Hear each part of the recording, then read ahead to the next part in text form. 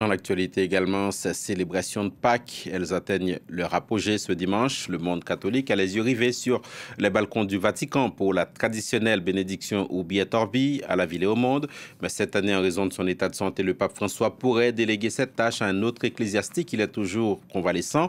Tout dépendra de son état de santé et de la météo, a fait savoir le Vatican. Nous partons pour Rome, où nous attend notre correspondante Natalia Mendoza. Natalia, c'est une cérémonie qui suscite beaucoup d'attentes, évidemment. Est-ce que le pape François sera là ce dimanche? Oui, le pape désire être présent pour la bénédiction Urbi et Orbi à la ville et au monde. C'est ce qu'a fait savoir hier le bureau de presse du Vatican, sans toutefois confirmer la présence du souverain pontife. Cela dépendra, vous l'avez dit, de plusieurs facteurs: la météo du jour, le vent, l'état général de santé du pape ce matin.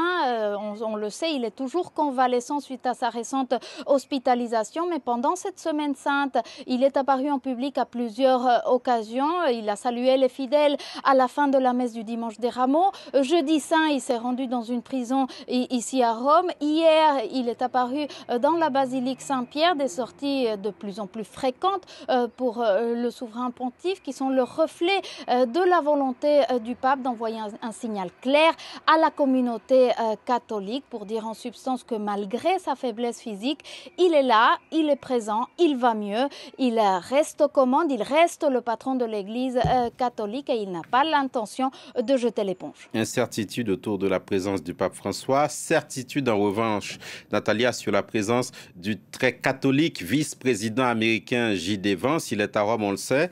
Est-ce qu'il a pu rencontrer le pape? Pour l'instant, on ne sait pas si les deux hommes se sont rencontrés. On sait qu'hier matin, le convoi de 40 voitures qui accompagnent le vice-président américain est arrivé au Vatican pour une rencontre avec le cardinal secrétaire d'État Pietro Parolin. Le communiqué officiel du Vatican parle d'un entretien cordial, je cite, pendant lequel ont été abordés différents sujets: la situation internationale, les pays en guerre et l'épineuse question des migrants et des réfugiés.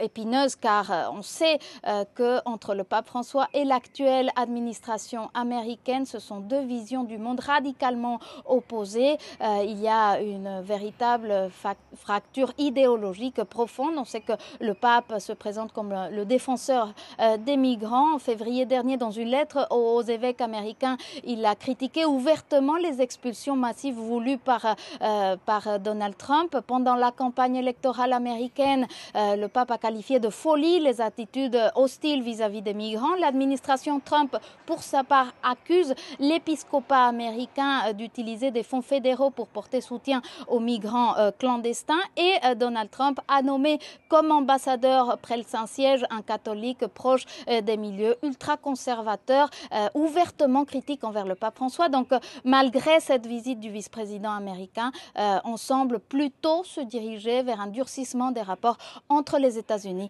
et le Saint-Siège. Merci beaucoup, Natalia Mendoza. Voilà ce qu'on pouvait dire avec vous de cette célébration pascale à Rome. Une autre